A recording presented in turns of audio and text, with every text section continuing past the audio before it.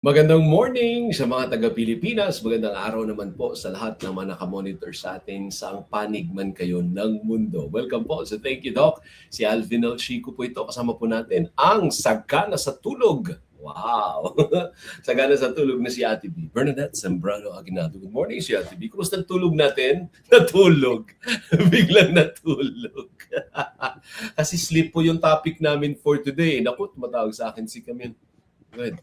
Ay, sorry, nadulas ako. Alam mo kasi naman, Vince, sa totoo yan, ano ba yung tamang tulog? Siguro yun muna, no? Gabi na ba Yan. dapat natutulog? Dapat ba 8 oras? 5 hours? Sapat na ba yan? Depende ba yan sa tao? Pwede ba ibawi mo sa siesta yan? Stuff like Yan. that, ano? At bakit nga ba mahalaga ang tulog? Yun. Sige, ngayong araw na ito, kapiling natin isang sleep doctor. Sleep better, sabi niya nga. Dr. Friendly Agustin, ENT at pamilya namin, pinsan namin. Hi, Doc Friendly! Hello. Oh, hello. Hi, how are you? So, ang tawag sa'yo, the sleeping doctor, hindi naman. Hindi naman. Nagko-consulta bigla, ha? Tutulog. Apnea Hindi po. pala! Hindi po ganun. And we're going to talk about apnea later. Ano po yung basics muna. Ano po. Alam naman natin na kailangan nating matulog. Wala naman sigurong tao na hindi natutulog. Ano, kahit nga yung mga hayop natutulog. Kahit isda natutulog. Di ba? Ang tanong is, gaano ba haba dapat ang tulog ng yung healthy, yung normal na tao, Dr. Friendly? Okay, so it usually nagva-vary siya across different age groups. Syempre pag bata dapat medyo mas mahaba. Yung mga babies usually mga 10 to 12 hours yan dapat sila natutulog. But for us as adults, ang recommendation is between 7 and 9 hours. So pero yung 6 hours okay na rin, pwede na rin. But other than the duration ng sleep, important din yung quality ng tulog. Yun. Yeah. And I was thinking, ano ba ang definition pag sinabing quality? Baka doon tayo magkakatalo, Doc Friendly. So, quality dapat syempre yung paggising sa umaga, yung tao, refreshed ang pakiramdam. Hindi yung parang pagod or hindi yung inaantok in the middle of the day, hindi yung masakit yung ulo paggising sa umaga. So, dapat nagagawa niya yung activities of daily living nang hindi impaired. Sabihin, hindi lutang ang pakiramdam sa trabaho. Kung estudyante naman, hindi yung parang nahihirapan siyang maintindihan yung mga lesson niya. So, usually ganon, no? So, ganon yung hinahanap natin pag sleep quality yung pinag-uusapan. Alam ko ang feeling ng lutang. Kasi dati totoo. nung nagmo-morning show ako, akala ko talaga meron na akong problema sa memorya. Yun pala, lutang kasi nga kulang sa tulog. So, but how do you know anong sapat? Nasa oras ba yun? May nabasa ako, dapat 10 p.m. tulog ka na. Or pwedeng matulog ka ng 3 a.m. pero gigising ka tanghali na. Not necessarily, depende rin yan sa tao. So, merong mga tao na morning persons, may mga tao na evening persons. So, minsan talaga, may mga tao na mas nakakatulog ng medyo mas late na. Okay lang yun. As long as, yung general, yung golden rule namin is basta you wake up in the morning feeling refreshed, that's fine with us. It doesn't have to be, hindi naman kailangan yung parang dapat 8 hours ako every night. Hindi naman necessarily ganun. Basta just enough na pag-gising mo the following day, okay yung pakiramdam mo. Explain, Doc. Kasi ngayon ko lang naiintindihan yung kahalagahan ng recovery nung nag-exercise na ako. Na sinasabi nila, napakahalaga ng tulog. Sabi, may nangyayaring repair. Pero mas mainam na mangyari sa inyo. Bakit? Ano bang nangyayari sa katawan kapag tayo ay tulog? Yeah. So, madami actually. Marami nangyayari pag natutulog tayo. So, pag natutulog, dyan nakakapagpahinga yung organ systems natin. So, mainly dyan yung brain, yung heart. So, yung heart, kapag natutulog tayo, dapat yung blood pressure natin bumababa by about mga 10 to 20% kung normal yung sleep natin. For in terms of yung sa brain function naman, dyan pag natutulog tayo, doon nangyayari yung regulation ng emotions, ng behavior, processing ng memory, processing in terms for cognition and learning, ganyan. So, yun. Tapos, also, doon nagkakaroon ng parang cleansing ng mga toxins sa brain, no, doon sa yung lymphatic system, no, para maiwasan din yung later on na magkaroon tayo ng dementia, ng mga ganyan.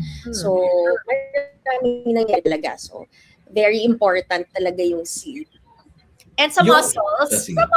kailangan isama yung muscles dahil nag-gym tayo. Ba't kailangan yung sleep for recovery?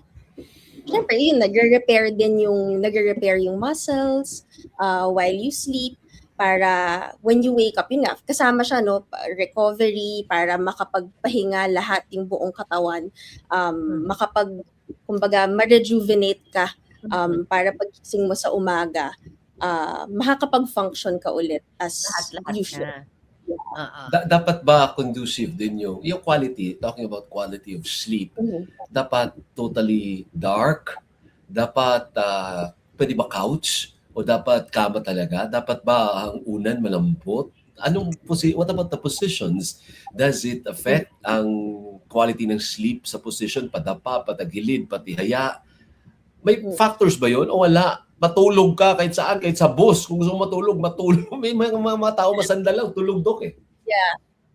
Well, syempre dapat talaga yung sleeping environment conducive to sleep. So, ang ina-advise ko sa mga patients ko is dapat kapag matutulog ka, yun nga, dark, no? Dark yung room kasi in darkness, doon nagkakaroon ng secretion ng melatonin, no? To help you get better sleep also, ma-regulate yung circadian rhythm. Syempre dapat hindi rin maingay para hindi ka nagigising in the middle ng tulog mo dahil sa may tumatahol na aso o may mga nag-uusap, no?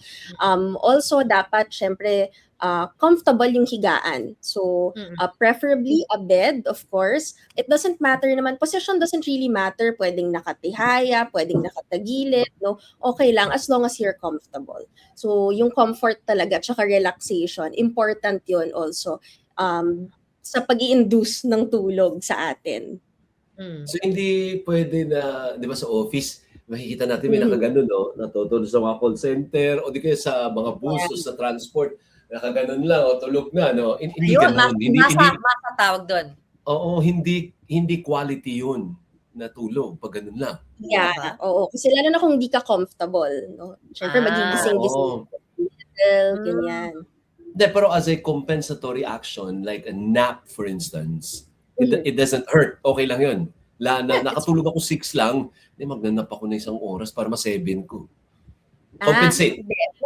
No naman. We don't, parang hindi naman din hindi rin recommended na yung tipong, okay, 5 hours lang ako nakatulog kagabi, matutulog ako ngayong hapon ng 3 oras. Hindi rin naman siya recommended. So kung magna-nap, usually ang nire-recommend namin is maximum of 30 minutes in a day. Kasi if you go beyond 30 minutes, kumakain na yun ng tulog dun sa tulog mo sa gabi. So baka mas mahirapan ka na at night. Mas importante yung consolidated, mahaba, tuloy-tuloy yung tulog natin sa gabi.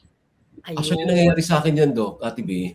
Hindi ako natutulog sa hapon kasi alam ko na ang mangyayari. Pagdating sa gabi, mahihirapan akong matulog. Kaya mas gusto ko na dire-diretso yung ikisa yung paputol-putol. Na, Doc, no? Yes, true.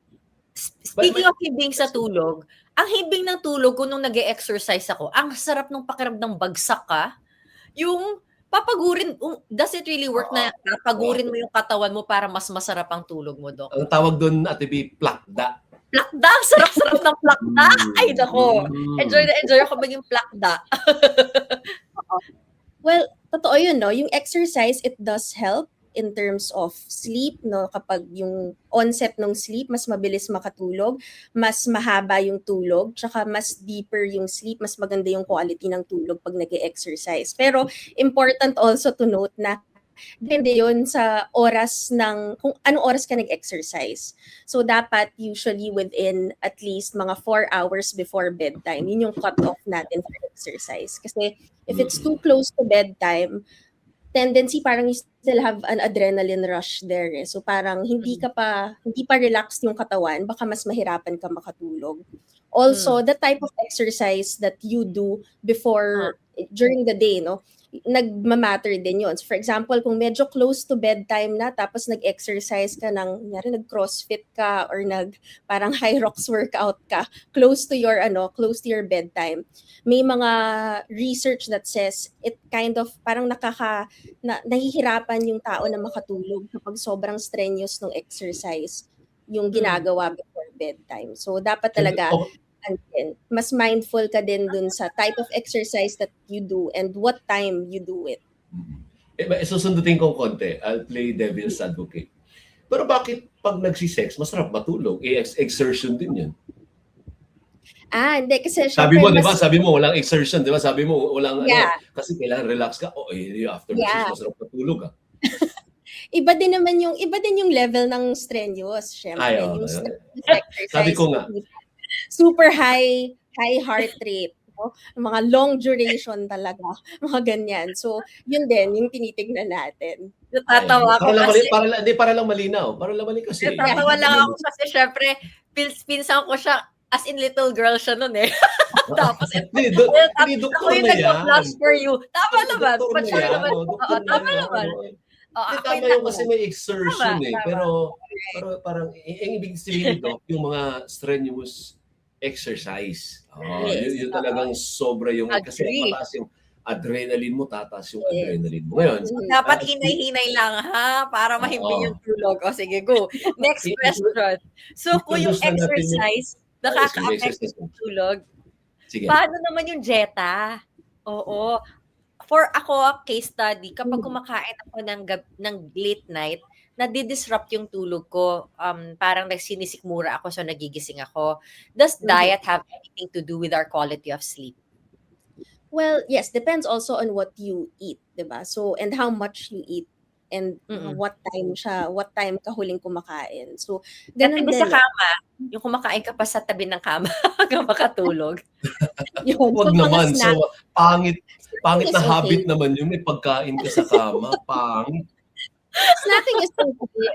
Kung if you feel like you're gonna wake up in the middle of the night na parang gutom ka, okay lang to have like a light snack before you go to bed. Pero closer to bedtime, siguro mas magandang iwasan yung mga heavy meals. Kasi ngayon, kapag pwedeng nagkakaroon ng reflux, for example, kung medyo maraming kinain. So nakaka-disrupt din yun sa tulog. Okay. Sige, ngayon, ipasok na natin yung kape, hindi mo natanong. Mag-eat ng kape. Is it bad? Close to bedtime, yes. Oo, it will affect your sleep kasi yun nga, syempre yung caffeine nakakagising siya. So kapag lapit sa bedtime, baka mahirapan makatulog. So ang limit namin dyan is ganun din, at least 4 to 6 hours before bedtime. Dapat yun yung last cup of coffee mo. And it's not just coffee. So any caffeinated beverage. So may mga soft drinks, diba, na may caffeine. Yes, sodas. Mga milk tea, ganyan. Green tea, matcha, yan. So may high din in caffeine content. So it can also affect your sleep. Kahit chamomile, di ba sabi sa chamomile, it relaxes you. Huwag ka maniwala sa chamomile. No naman, chamomile okay kasi it doesn't contain any caffeine. So yung mga ganong klaseng tea, chamomile, lavender, okay lang. Kasi wala siyang caffeine content. Pero yun nga, you have to be mindful of yung mga beverages that do have caffeine in them. Sige, so nasa gitna na tayo ng diskusyon, ipasok na natin yung hilik. Di ba kasi sa mga Pilipino, ina-associate nila na pag humihilik, ay ang himbing ng tulog, napakahimbing. Huwag mong disturbin, humihilik di ba? Tanong, tama ba yung ganong notion na pag humihilik ay mahimbing at maganda ang tulog? Hindi. So, ang hilik ay hindi siya normal, no? Yung tunog ng hilik, it's produced by yung vibrations ng soft tissues dun sa upper airway, sa daluyan ng hangin, no? So, kapag naghihilik, ibig sabihin, nagkakaroon ng obstruction, sikip yung daluyan ng hangin. Kaya, nagkakaroon ng ganong sound. So, yung hilik, hindi siya normal. So, kapag naghihilik ang tao, ibig sabihin, yung daluyan ng hangin, nagiging mas so, kaya nagva-vibrate yung tissues doon sa daluyan ng hangin. Kaya napoproduce yung vibration na naririnig natin as snoring. Yung Eh, hilik. ba't tayo humihilik kapag pagod? Yung mas masarap ba Ayan na. why? Mali, yun nga yung naging notion Not kasi all not all the time, pero Mm. minsan hihilig ka oo. talaga 'pag sobrang pagod, eh. So, Kasi nga sa media nga, Yeah. sa mga pelikula, sa mga serye, ganyan go ang with ano. me. Totoo Oo sa'kin nga. yun. Oo. Hindi, tama yun, na humihilig ka. Ibig lang sabihin is, Yes. ina-associate natin na hindi mo siya, nahilig siya, masarap ang tulog niya, healthy. Hindi nga siya healthy. Yun ang sinasabi ni Doc, hindi siya healthy na humihilig ka. Yeah. Tama ba? Dapat Pero zero hilig. yes, hindi siya healthy. Pero sometimes talaga, minsan may mga, let's say, 1 night or 2 nights naghilik kayo, okay lang yun. As long as it's not frequent. As long as hindi siya nangyayari. For example, 3 nights in a week, hilik ng hilik. Or gabi-gabi, naghihilik. So yun yung hindi na talaga healthy. Yun yung pakakailangan na nating imbestigahan kung ano yung nangyayari. Oo. So yun, doon papasok po, meron silang mga sleep, how do you call that? Sleep hub? Ano yun? Sleep center? Sleep How do study, you call that? yes. Sleep studies. Oo, sa hospital nila. By the way, Doc, saan ka nga? Sa hospital ka nga? Yung practice ko is mainly in De La Salle University Medical De La Center. Salle Here University, in Cavite. Yes. Yes. Opo. So meron silang mga ganyan na sleep areas. Ano po? Anong mini-mention nyo doon? Anong tinitest natin? Ba't kailangan pumunta kami sa isang sleep center? Ayun. So, usually, ang mga pinapa-sleep study namin is yung mga pasyente na naghihilik frequently. Yun yung mga nagkakaroon na rin ng daytime symptoms. Ibig sabihin, hindi lang sila symptomatic during the night. Hindi lang yung hilik yung nararamdaman nila. Pero pag gising nila sa umaga, pagod ang pakiramdam, or putol-putol yung tulog, or pangit yung quality ng sleep, or antukin maghapon, no? Or yun nga, nagkakaroon na sila ng brain fog, or maybe they also have other issues, so mga hypertensive na sila, diabetic, ganyan. So ang check namin sa sleep study is kung merong obstructive sleep apnea yung patient. So ibig sabihin nun, kung yung daluyan ng hangin ng patient ay nagko-collapse or nagiging makitid, kumikipot pag natutulog. So kapag may obstructive sleep apnea kasi, ang nangyayari, maaaring magkaroon ng decreases dun sa oxygen level habang natutulog. Tapos nagiging hindi consolidated yung tulog, putol-putol siya, hindi nagiging malalim, no?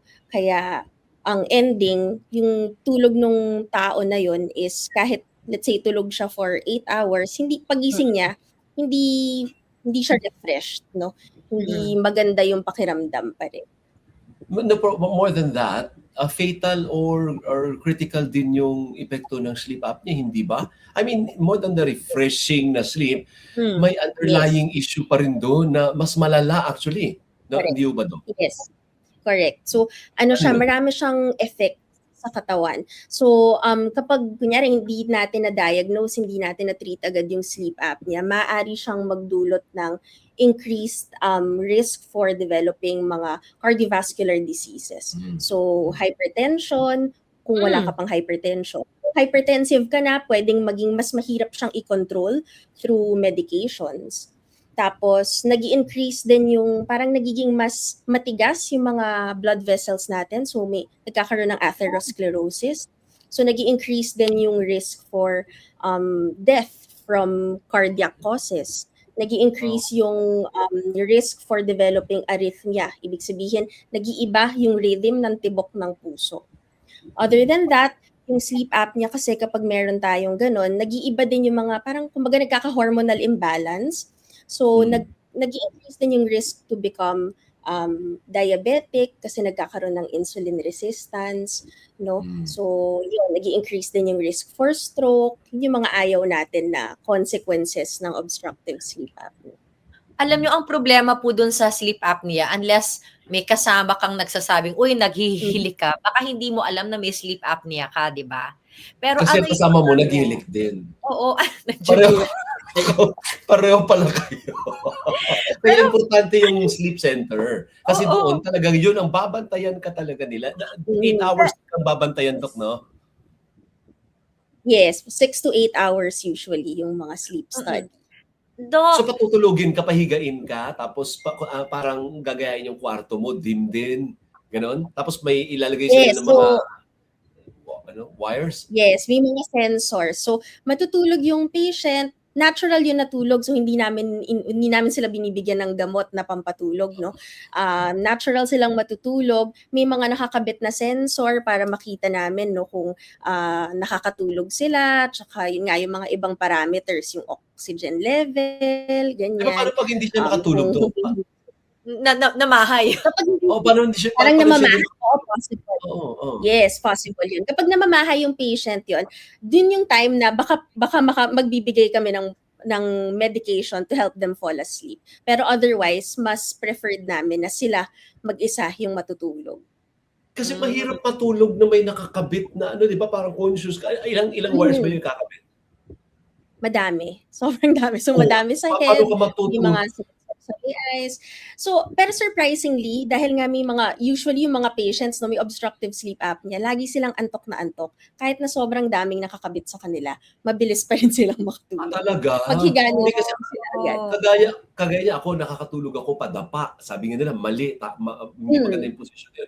Paano ako ititest nila? Tipi kung padapa ako matulog. Ayoko nakatihaya para nalulunod ako. Paano yun, Dok? Pwede akong padapa.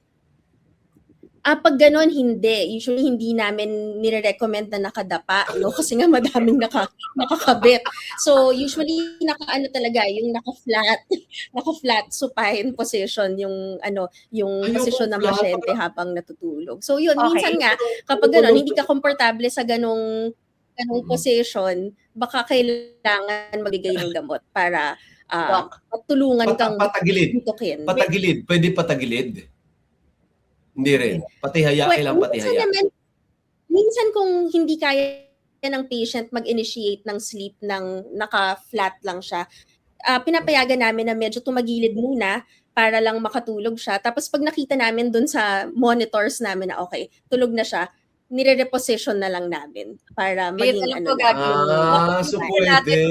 Bigyan natin ng helmet si Alvin, no? Hindi naman, baka hindi lang naman kasi ako, baka marami din yung mga ang sleeping position nila ay ano tawag mo sa position na yun? Padapa. nakadapa. Padapa, 'di ba? Bigyan mo na lang ako ng Ativan, Doc. Pwede, tutulog ako. Ativan. Dok, ako ang problema ko naman, kailangan ako lagyan ng mga kabitan kasi umiikot ako habang tulog. Isa pa yan. Malikot siya, malikot. So, good luck. Naka-restrain talaga. Naka-restrain. Ay, tama, straight jacket ka, TB. Feeling ko effective sa yung straight jacket. Pwede talaga. Wait, may tanong ako kay Doc. Nakalimutan ko tuloy.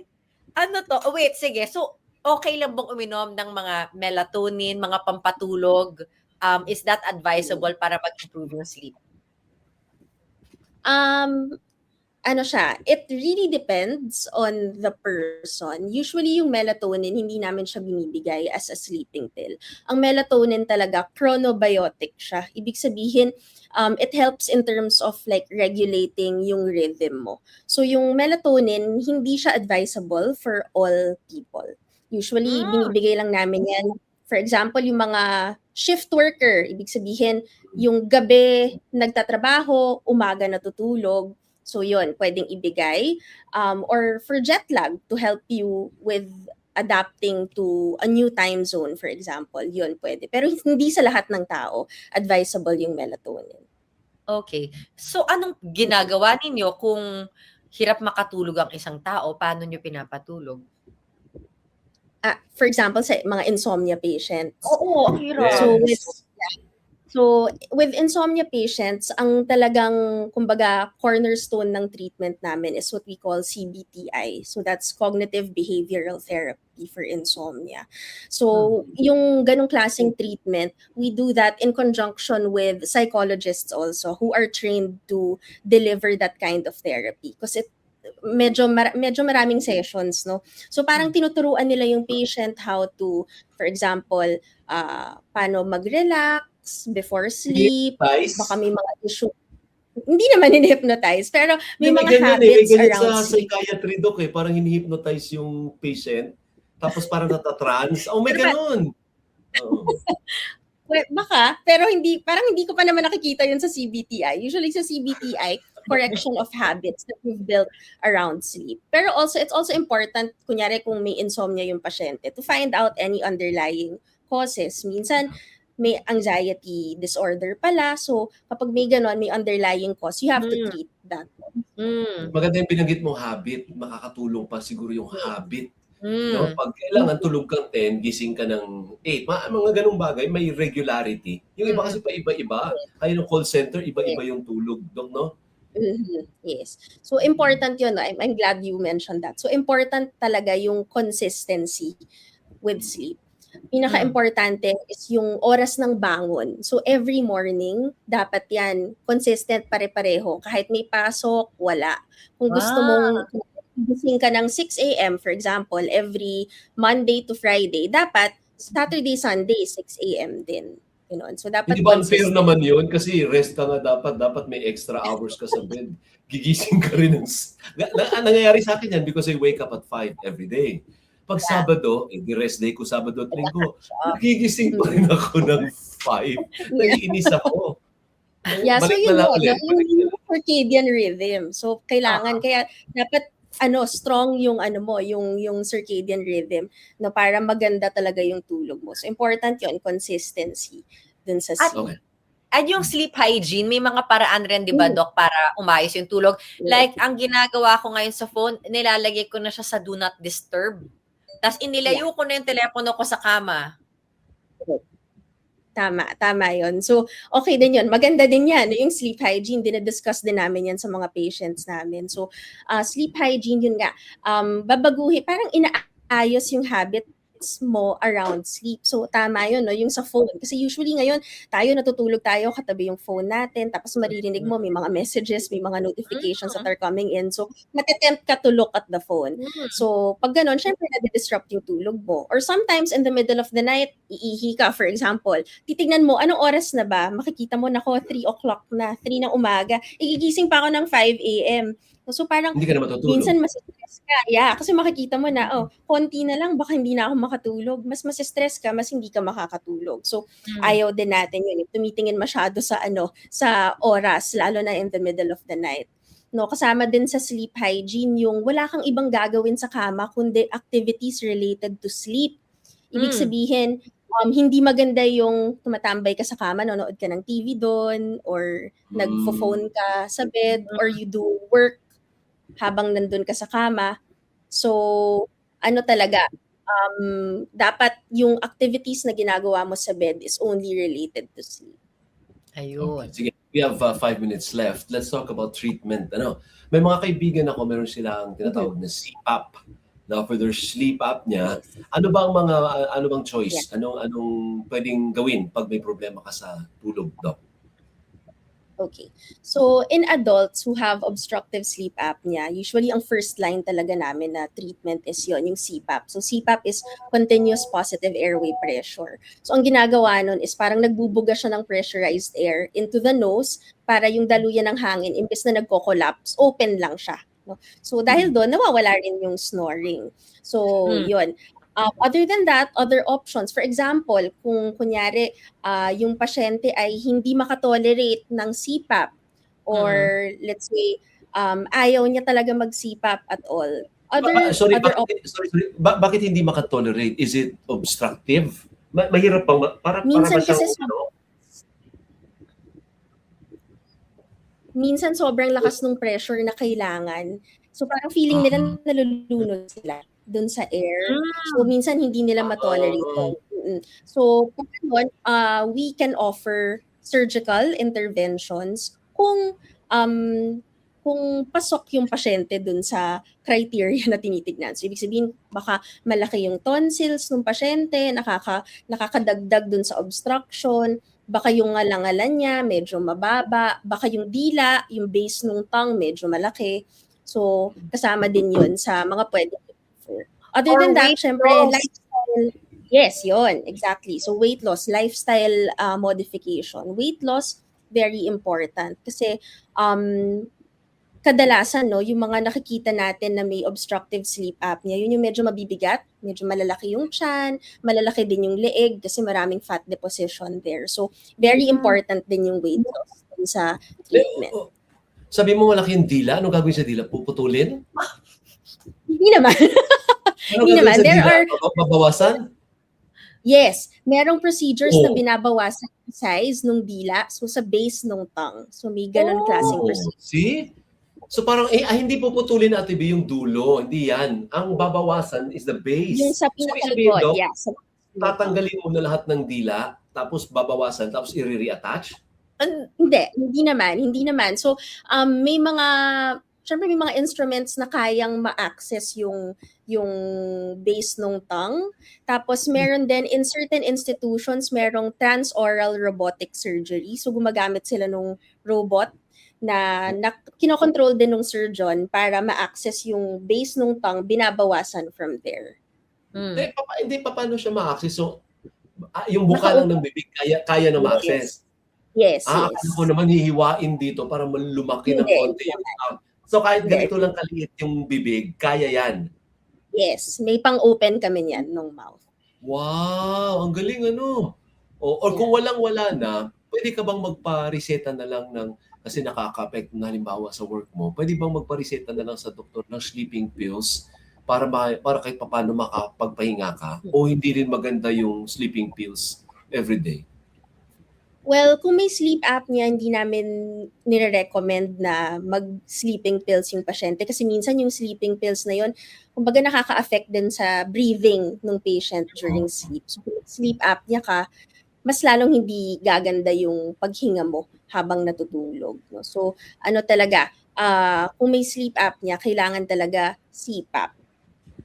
CPAP talaga, Ate B. Mahal din kasi yung CPAP. Although, nung mga 10 years ago, 20 years ago pa ako nakarinig ng ganyan, ngayon ba mura na ba siya o wala, mahal, expensive pa rin yung mga CPAP machines?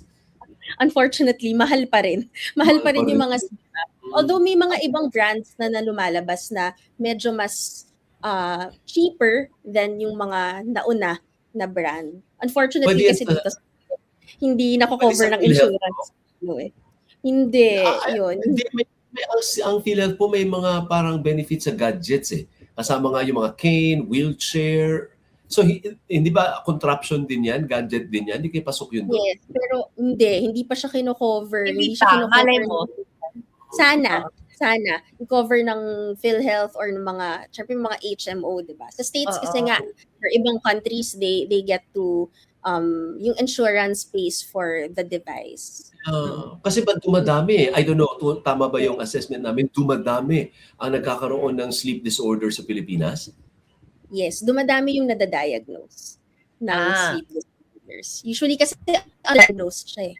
No? So hindi alam na merong sleep disorder or merong sleep apnea. So ngayon, dahil mas aware na yung mga tao na okay, may mga sleep doctor, may mga sleep lab na pwede akong puntahan, mas dumadami na yung pasyente na nakikita natin na, okay, may sleep apnea ka pala or meron kang sleep disorder, pwede na natin i-treat. Ayun, salamat. Maraming salamat, Doc. Ha? So sa mga interesado, pwede niyong puntahan si Doc. Mahaba yung usapan niyo dyan. Siyempre may consult muna yan. Pero malayo po siya sa amin. Malayo siya sa QC, nasa South 2. No? Doc, wala ka bang clinic dito sa Quezon City, Doc? Wala. Malapit na magkaroon sa Makati area. Wow! Good for us. Ay, no, meron kang Pwede ko ba i-plug yung website ng society namin? Kasi yung Society of Sleep Medicine, meron kaming website. May website na doon mahahanap ng patients yung sleep doctor na pinakamalapit sa area nila. So, they just go to pssmi.org.ph. Tapos doon pwede nila mahanap. pssmi.org.ph. pssmi.org.ph. Yes. So, mahahanap marami nila. Naman kayo. Marami naman kayong sleep doctor. Hindi pa ganun karami sa Pilipinas. Less than 100 pa rin kami sa buong Pilipinas. So, dun sa medyo mga malalayong provinces, medyo mahirap kumuha ng sleep doctors. Pero within the metro, marami naman. May mahahanap at may mahahanap na sleep doctor naman. So, the website will help patients in locating a sleep doctor who's closer to them. May IG ka eh, i-plug mo na para pwede ka nilang hanapin. Ano yung IG Oh, yeah. mo? Oo, ano Yes, yung IG I have an Instagram account. So, yung Instagram account ko is Sleep Better MD. Yan. Okay? So, ngayon pa lang po narinig nyo naman yung discussion, baka may malalang repercussions pag hinayaan po ninyong ganyan. So, better Major pala go yun. and consult. Major yun, it can be deadly pag hindi po ninyo naagapan. Hypertension, ayoko yan, oo. Puntahan nyo yung mga sleep doctors na malapit sa inyo. Thank you, Doc. Maraming salamat, Doc. Friendly. Thank you. Kakatukin lang kita eh. Nakita ko sa'yo. Kapit-bahay ko din. Taga-red light siya. Sige, mag-extra tayo, matutulog na ako eh. Sige, bye-bye. Matulog bigla. Maraming salamat po. Again, this is taped episode, so pwede niyo pong i-like and i-share. Share to as many friends and families you have para po maraming makaalam ng mga importanteng impormasyon. Si Alvin Chico po ito. Tulog na po ako. Thank you. At ako po yung Ate B. Bernadette Zambrano Aguinaldo. Sana makatulog kayo ng mahimbing ha. Pero kailangan yung nagigising, mas mahirap yung hindi. Ano sabi nila? Mas mahirap yung walang gising kaysa walang tulog. Pag walang gising, wala na. Yun na yun. Until next time, dito pa rin sa Thank you. Thank you.